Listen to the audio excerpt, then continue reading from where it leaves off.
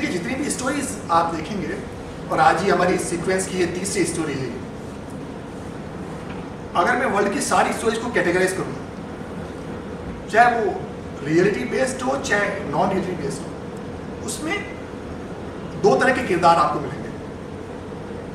एक किरदार वो हैं जिनको हिस्ट्री ने बहुत ज़्यादा जस्टिस किया है, जिनके साथ हिस्ट्री ने उनको स्पेस भी दी, इतिहास में उनको जगह दी, और इतिहास ने उनके साथ न्याय भी कर दिया।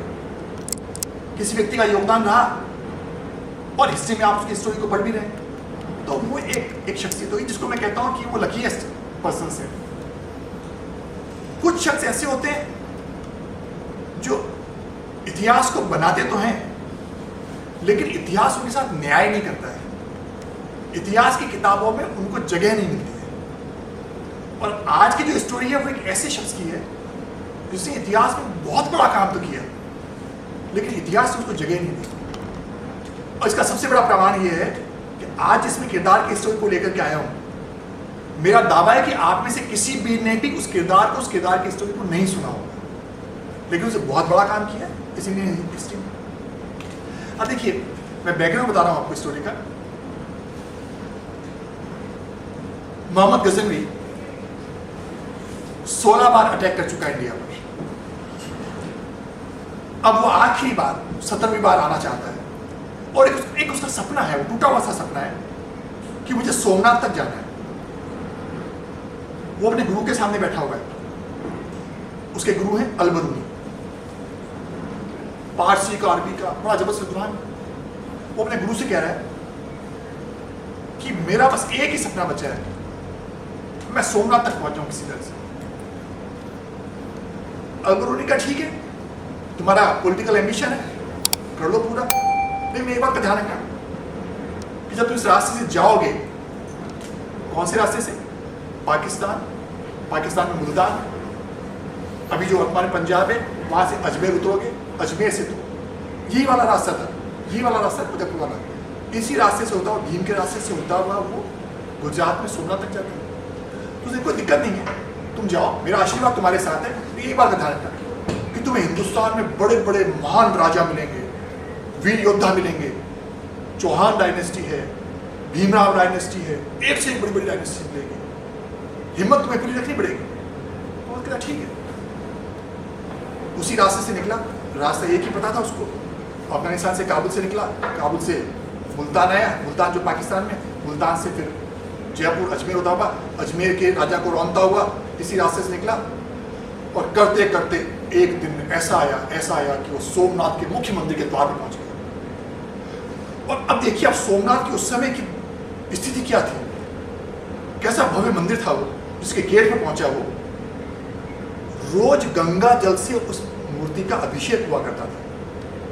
सैकड़ों गाड़ियां, बैलगाड़ियां चलती ही रहती थी गंगा के किनारे से लगा करके सोमनाथ तक। गंगा के अंदर वो सोमनाथ है, सैकड़ों गाड़ियां सैकड़ों किलोमीटर का चक्कर लगाती रहती थी, पानी लेके आती, अभिषेक होता, फिर जाती, सैकड़ों गाड़ियां चलती थी। और उस मंदिर की जागीर में, जहां से पैसा मिलता था मंदिर को, 10,000 गांव थे उसमें, 10,000 गांव उस मंदिर में चढ़ावा देते थे, उसकी जागीर में शामिल हुआ करते थे। 500 देवदासियां हर समय नृत्य किया करती थी, 500 देवदासियां हर समय नृत्य किया करती थी। रोज की जो पूजा होती थी, 100 ब्राह्मण रोज की पूजा किया। ये उसका विशाल एक दृश्य था। 56 खम्भों पर खड़ा हुआ मंदिर था, विशाल काय मंदिर। जो ही वो सैनिकों को, पुजारियों को मारता मारता जो मुख्य द्वार पर खड़ा हुआ, उसकी आंखें फूटी की फूटी रह गई। अल-बरूनी उसके सामने है, उसका गुरु उसके सामने है। उसने गुरु, मैं तो कभी कल्पना नहीं की कि मैं ऐसे वैभवशाली मंदिर के सामने किसी दिन आके खड़ा हो जाऊंगा, और आज ये मंदिर साक्षात में देख रहा हूँ, मुझे अपनी आंखों में विश्वास नहीं हो रहा है। और जब उस मंदिर को देखा तो सामने सोमनाथ की प्रतिमा थी, बड़ा सा एक मणि लटकी हुई सोमनाथ की प्रतिमा। कहते हैं कि 200 मन का तो एक ही घंटा था सोने का, जिसको 1000 गांव सुनते थे उस घंटे से, घंटी बजती थी। 8 जनवरी 1026 की बात है, करीब 1200 साल पहले की बात है। 8 जनवरी उसने फौज को हुक्म दिया, अंदर घुस जाओ तुम मंदिर। फौज साइड से अंदर घुस गए। पुजारी जितने भी थे, कहते हैं उस समय करीब 800 पुजारी थे, हाथ जोड़े खड़े ही रह गए।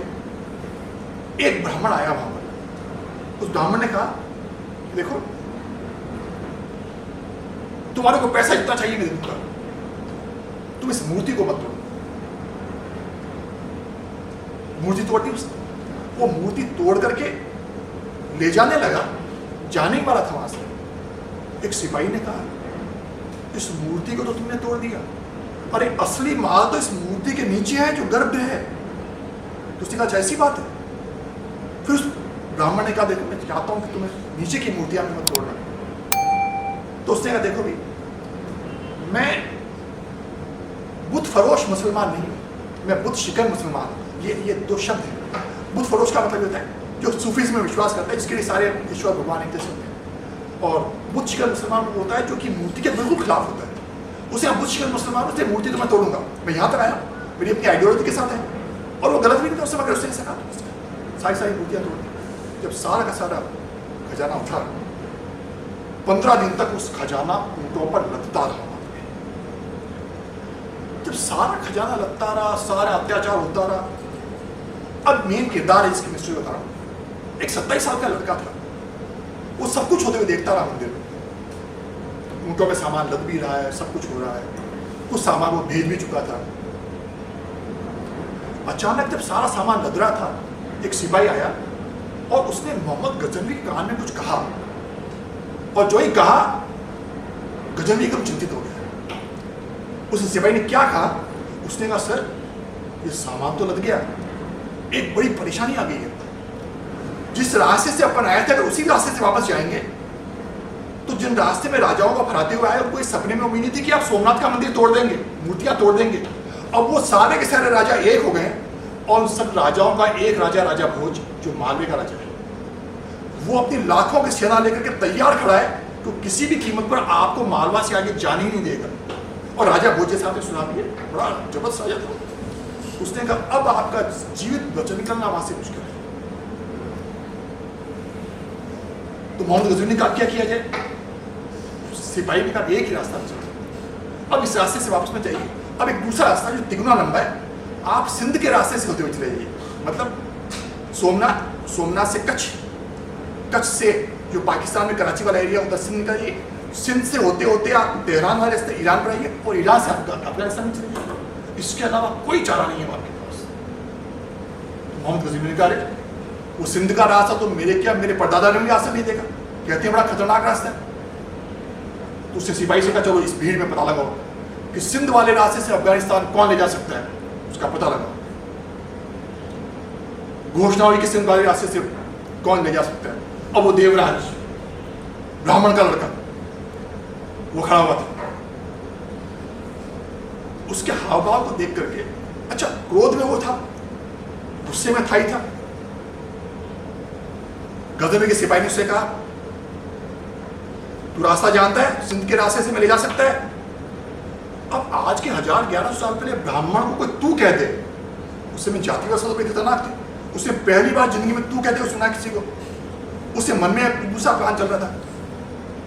उसने कहा, अबे मैं तेरे से बात नहीं करना चाहता, बात करेगा तो तेरा राजा मेरे से बात करेगा।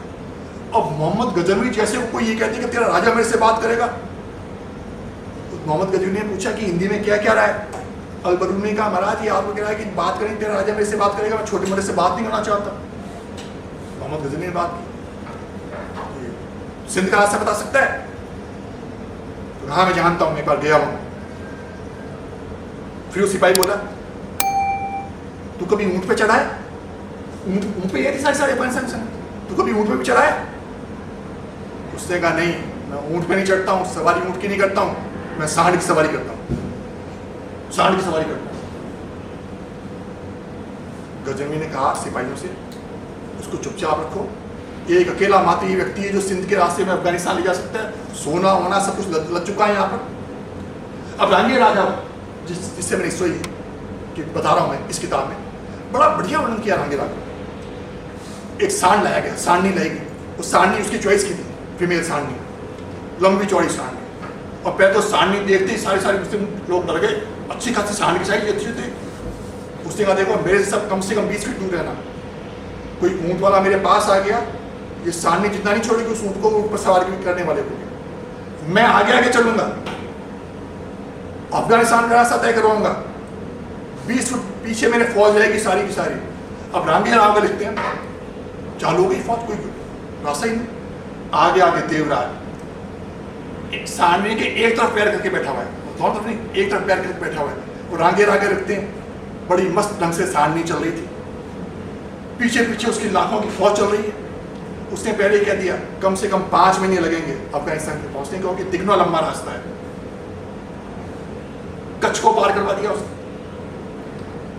कराची तक सिंध को पार करवा दिया, किसी से बात भी ना करे, हर एक सैनिक से कम से कम मेरे से 20 फुट दूर रहो तुम। जैसा हुआ चल रहा है। अब उसके दिमाग में क्या प्लान चल रहा था साथियों, सिंध को पार किया, अब सिंध और ईरान के बॉर्डर पे आ गए, और वो जो डेजर्ट है बड़ा खतरनाक डेजर्ट है। एक दिन सेनाओं का बस अब 2 घंटे बाद यह आंधी और तूफान आने वाला है, जबरदस्त तूफान आने वाला है। शाम का समय और 2 घंटे बाद तूफान आया, जबरदस्त तूफान आया। जब सोमनाथ से रवाना हुए तो 2 ऊंट सवारों को मोहम्मद गजनवी ने कहलवा दिया कि जाके तुम कह दो अफगानिस्तान में थोड़ा लंबा रास्ता है, पूरा का पूरा सामान सोना चांदी सब लेकर के एक लंबे रास्ते से आ रहे हैं, हमारे स्वागत की तैयारी की जाए। अफगानिस्तान में मोहम्मद गजनवी के स्वागत की तैयारियां हो रही थी। अब यहां पर तूफान चालू हुआ, जबरदस्त बवंडर आया। उस सिपाहियों से कहा तुम्हारा राजा कहां, उसको सामने बुलाओ, बात भी ऐसी कर। राजा के पास गए, शाम का समय, जैसा वो आपको बुलाना चाहता है। राजा अलबरून को लेकर के सामने मोहम्मद गजनवी आ गया, सामने उसने 20 फुट दूर रह के बात करो।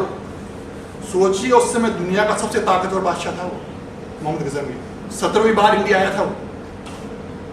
उसने मोहम्मद गजनवी अपने आप बहुत ताकतवर समझता है, आज मैं तेरी ताकत और हेकड़ी सारी की सारी यहाँ निकाल दूंगा। ये बकवास किस तरह से कर रहा है, तो कि बस अब तू जिंदा नहीं जा पाएगा गजनवी, तेरा सब कुछ सत्यानाश नहीं हो जाएगा। ये कहते ही साहब उसके हाथ में कटाई थी, जेब में से कटाई निकाल मार दिया उसने, मार दिया। जो ही मरा, सबसे बड़ी समस्या ये हो गई कि कोई रास्ता नहीं जानता। अब अफगानिस्तान कैसे पहुंचना, कोई रास्ता नहीं जानता।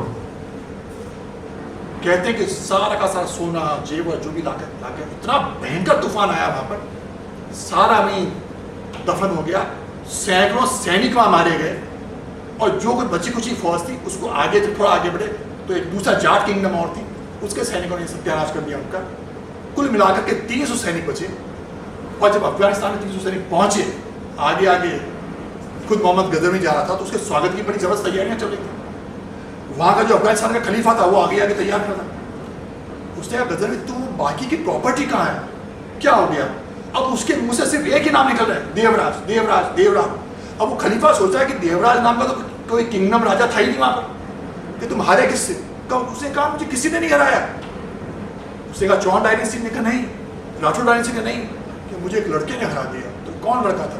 तो कि देवराज से मैं हार करके पिट करके मैं यहाँ आ गया। साथियों ये कहानी है, और ये सही कहानी है कि वो सिर्फ 300 लोगों के साथ पहुंचा, सोना चांदी सब कुछ यहाँ दफन हो गया उसका। इसलिए कहते हैं कि कभी कभी इतिहास में ऐसे व्यक्ति होते हैं जो इतिहास बनाते तो हैं, लेकिन इतिहास जिनके साथ न्याय नहीं कर पाता, और ऐसी एक शख्सियत थी देवराज, जिसकी कहानी मैंने आपके साथ शेयर की। कैसी लगी कहानी?